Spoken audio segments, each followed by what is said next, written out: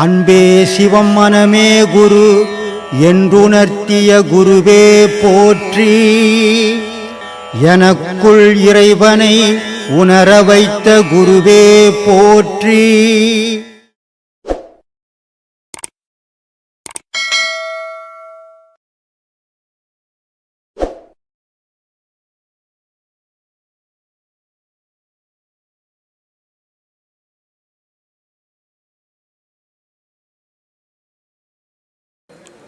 ஒரு மகானுடைய பாடல்.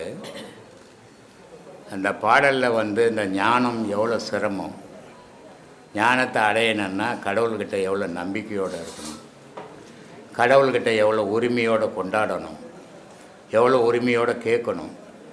அப்போ உரிமையோடு கேட்கும்போது ஒரு நாள் இல்லைனாலும் ஒரு நாள் கடவுள் நமக்கு கொடுப்பான் அப்படின்ற நம்பிக்கையோடு அந்த பாடலில் அவர் சொல்கிறாரு. அந்த பாடல் நீங்கள்லாம் தெரிஞ்சுக்கினீங்கன்னா அந்த ஞானம் எப்படிப்பட்டதுன்றது புரிஞ்சுப்பீங்கன்றதுக்காக சொல்கிறேன். ஓங்கார சூத்திர சதானந்த வாரியில் ஓர் எழுத்தாயான பரனே.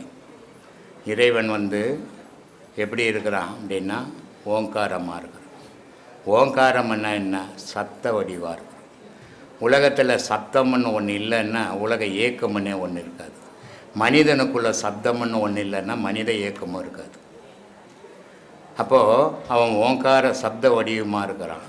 சப்த வடிவமாக மட்டும் இல்லை, சூத்திரமாக இருக்கிறான். அந்த சப்தம் எப்படி வருது, எங்கேருந்து வருது, யாராலும் அறிய முடியாத ரகசியம். சூத்திரம்னா ரகசியம், ரகசியமாக இருக்கிறான். சதானந்த வாரி. நான் ஏற்கனவே சொன்னேன், சிவமும் சக்தி இணைஞ்சு தான் உலகம். பூமி அம்மாலாக இருக்கிறா, சக்தியாக இருக்கிறா, ஆகாயம் சிவமாக இருக்கிறோம். ரெண்டும் இணைஞ்சால் தான் உலகம். ரெண்டும் இணையாத தனியாக ஆகாயம் இருந்தாலும் யூஸ் இல்லை, பூமி இருந்தாலும் யூஸ் இல்லை. அப்போ இரு பொருள் இணைஞ்சால் தான் செயல். அந்த இரு பொருள் இணைஞ்சு சக்தியும் சிவமுமா இந்த உலகத்தில். அது எப்படி இருக்குதுன்னா பிரகாசமாக இருக்கிறாள் அம்மா. அதனால் சொல்கிறாரு, ஓங்கார சூத்திர சதானந்த வாரியில் ஓர் எழுத்தாயான பரனே, ஓரியாய் நீ எனக்கு 5 எழுத்தை ஒரு செவியில் ஓதி வைத்தவன் அல்லவோ. இறைவன் என்ன பண்ணுறான்? ஏகனா ஒரு எழுத்தாகவே இருக்கிறான். ஆனால் நம்மளை என்ன பண்ணுறான்? நமச்சிவாயான்ற 5 எழுத்தில் போட்டுட்டான். இந்த காதில் 5 எழுத்தை ஓதந்தால நம்ம படாத துன்பங்கள் பட்டுங்கிறோம் இங்கே. ஆனால் அந்த ஓர் எழுத்தாக அந்த 5 பஞ்சபூதத்தை நிறுத்தி ஓர் எழுத்து ஆனோம்னா நம்மளும் கடவுளாக மாறலாம். அதனால் சொல்கிறாரு, ஓரியாய் நீ எனக்கு 5 எழுத்தை ஒரு செவியில் ஓதி வைத்தவன் அல்லவோ. ஆங்காரமற்று. கடவுள் வழிபாட்டில் எப்படி இருக்கணும்? நான் தான், என்னால் தான் முடியும், நான் தான் செய்வேன் அப்படின்ற அகங்காரம் வரக்கூடாது. அதனால் அகங்காரமற்று, சுகமற்று. கடவுளை கும்பிட்றேன், எனக்கு ஒரு சுகம் கிடைக்கும், அதனால் இந்த வழியில் போடுறேன். கடவுளை கும்பிட்றேன், எனக்கு சொத்து கிடைக்கும், அதனால் இப்படிலாம் வச்சுக்கினீங்கன்னா கடவுளுக்கும் உனக்கும் தொடர்பே கிடையாது அப்படின்றது சொல்கிறார். ஆங்காரமற்று, சுகமற்று, துக்கமற்று, ஐம்புலன் பாசமும் அற்று. ஆகாசம் கிடுகிடு என்று இடி இடித்து அமிர்தமழை ஆராதாரத்தில் பொழிய. ஆகாசம் கிடுகிடுன்னு இடி இடிக்கணுமா? எப்படி இருக்கும்? தலை அதிர்ந்து போயிடும். என்ன செய்யணுன்னு உன்னால் முடியாத போயிடும். ஆனால் அப்படி இடித்து அந்த இடியை நீ தாங்கி நிற்கணும். அப்போ அமிர்த மழை 6 ஆதாரத்தில் பாயுமா. அப்போ அவ்வளோ சிரமப்படணும். அந்த 10 ஓசைகளையும் நீ கேட்கணும். அப்போ தான் ஞானம் பிறந்ததுன்னு அர்த்தம். அதனால் சொல்கிறாரு, ஆங்காரமற்று, சுகமற்று, துக்கமற்று, ஐம்புலன் பாசமற்று, ஆகாசம் கிடுகிடு என்று இடி இடித்து அமிர்தமழை ஆராதாரத்தில் பொழிய. ரீங்கார நாத மணி விந்துக்குள்ளாகி இரவுச்சி புருவ நடுவின் ரதி மன்மதன் போல் விளையாடுவதை கண்டு ராகமிட்டு உனது முன்னை. புருவ மையத்தில் ரதி மன்மதன் விளையாடுற மாதிரி சக்தி சிவம் விளையாடணும். தெய்வ பக்தி அப்படி இருக்கணுன்றான்.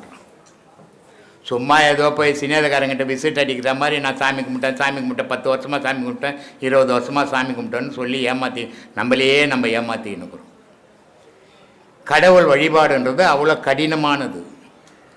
அவ்வளோ கடினமாக அதில் போனீங்கன்னா தான் யாரும் அடைய முடியாத பொருளை நீ அடைய முடியும். அதுக்காக இதையெல்லாம் சொல்கிறாரு. அப்போ ரதி மன்மதம் போல் சிவசக்தி புருவ மையத்தில் விளையாடணுமா பொட்டு வைக்கிறது சுழுமுனையில். இரவுச்சி புருவ நடுவின் ரதி மன்மதன் போல் விளையாடுவதை கண்டு ராகமிட்டு உனது முன்னே நீங்காமல் நின்று உனது திருவடியினை மகிழ்ச்சிப்பது எக்காலமும். அந்த நேரத்தில் நான் உன்னை விட்டு நீங்காமல் உன்னுடைய காலடியே நான் பார்த்து நிற்கணும். அப்படிப்பட்ட பக்தி எனக்கு வேணும் அப்படின்றார். சொல்லிட்டு சொல்கிறாரு, வேதாந்த பரமசிவ மெஞ்ஞான மூர்த்தியே வேமானந்தா குருவே, அறியாத பாலனை அழைத்து புத்திகள் சொல்லி அன்பு வைத்து ஆள்வதற்கு ஐயோ நான் என்ன ஆகாத பாவியோ. இவ்வளோ சொல்கிறேன் நான். எனக்கு ஒரு நல்ல புத்தி சொல்லி, நான் இவ்வளோ நாள் புத்தி இல்லாத கெட்டு போயிட்டேன், எப்படியோ அலைஞ்சிட்டேன், நாய் பேயா வாழ்ந்துட்டேன்.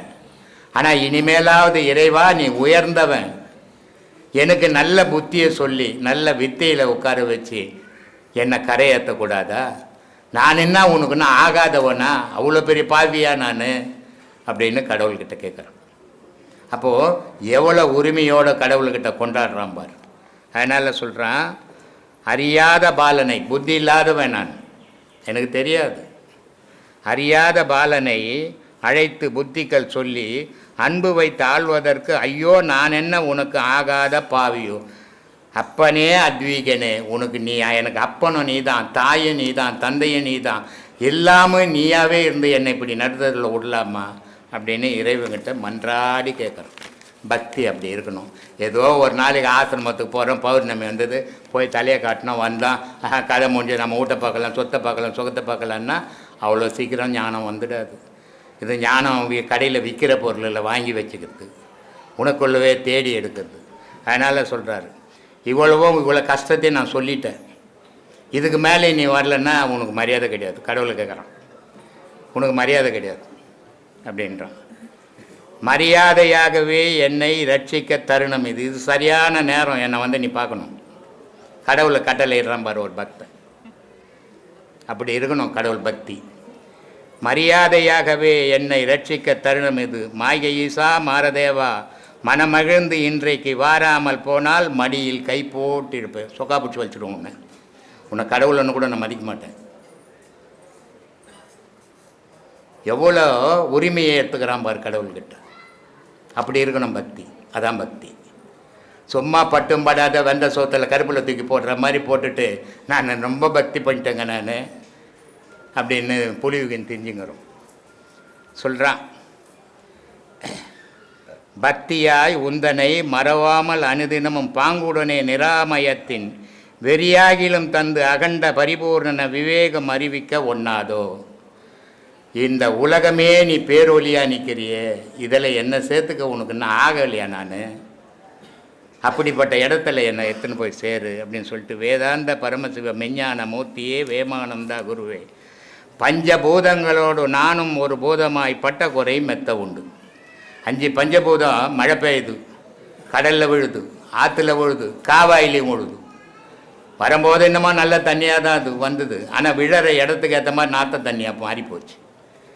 அந்த மாதிரி 5 பஞ்சபூதங்க இந்த உலகத்தில் என்ன பாடு போட்டு அவ்வளோ பாடும் நானும் பட்டுனுக்கிறேன்டா, ஏன்னா என்னை 5 எழுத்து ஆக்கி விட்டுட்டேன் அப்படின்ட்டு சொல்கிறான்.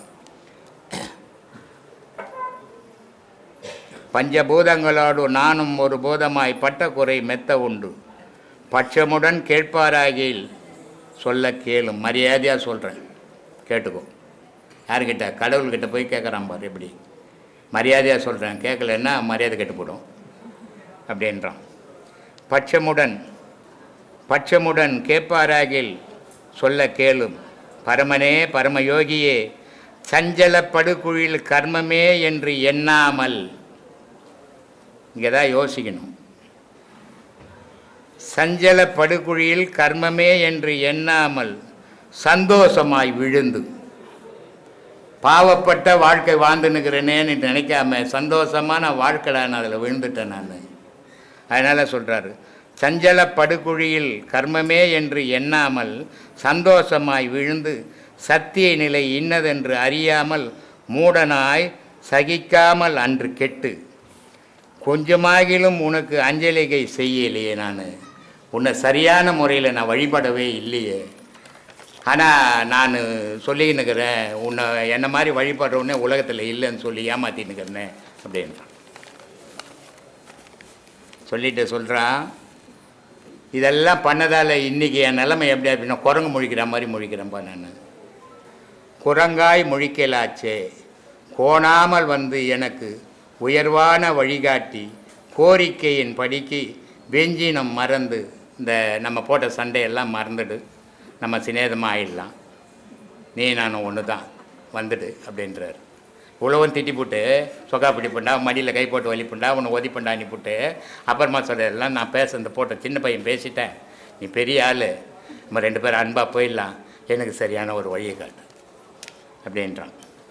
வெஞ்சினம் மறந்து மகராஜா கம்பீரன் போல் வித்தைதனில் உட்கார வை, வேதாந்த பரமசிவ மெஞ்ஞான மூர்த்தியே வேமானந்தா குருவே, எத்தனை பயந்து அடிமை சரணம் என்று அழுதாலும் என்மேல் உனக்கு கருணை எல்லளவும் இல்லாதது விதிவசம் இது என்னவோ, எப்போதும் ஒரு திட்டமாய் இத்தனை கொடூர குணம் ஏன் சித்த விலாசனே, இவ்வளோ கத்துறேன், இவ்வளோ அழுதுறேன், உன்னை வாழ்த்துறேன், உனக்கு ஏன்டா இறக்கமே இருக்க மாட்டேங்குது, இவ்வளோ கொடூரமானவனாக இருக்கிற நீ. நான் கிளாஸில் சொல்லியிருப்பேன், கடவுளை விட கொடூரமானவன் யாரும் கிடையாது, கடவுளை விட குழந்தையானவன் யாருமே கிடையாது. நீ எதுவா அவனை நினச்சி வழிபடுறியோ அவன் அதுவாகவே இருப்பான். இதான் இங்கே சொல்கிறான்.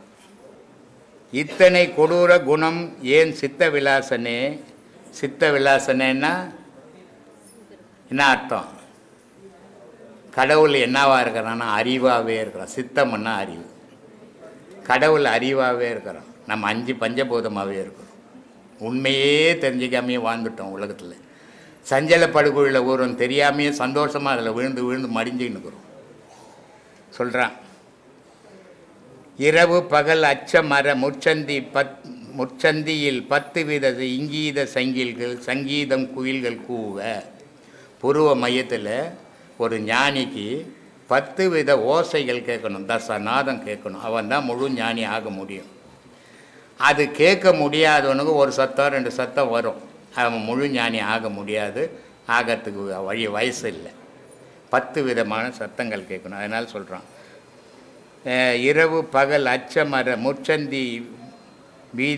முச்சந்தியில் 10 வித இங்கீத குயில்கள் பாட, முக்தி என்ற சபையை மோட்சம் என்ற வைராக்கியமாய் முத்தமிட்டு அணைவதற்கு முட்டாளை ஆட்கொண்டு மெய்ஞானம் அறிவித்து மூக்கு நுனியில் சதமாய் வத்தியில்லா மணிவிளக்கு அவியாமல் எரியவே வரம் அருள வேண்டும். மூக்கு முனைன்னா இது இல்லை, இது அடிமொனை, அடி மூக்கு முனை இது. இங்கே வத்தி இல்லாத விளக்கு எப்பவுமே எரியணும், அணையாத. அப்படிப்பட்ட விளக்கு எரிஞ்சதுன்னா நான் கடவுளோட கூடி வாழ்ந்துன்னுக்கிறேன்னு அர்த்தம்.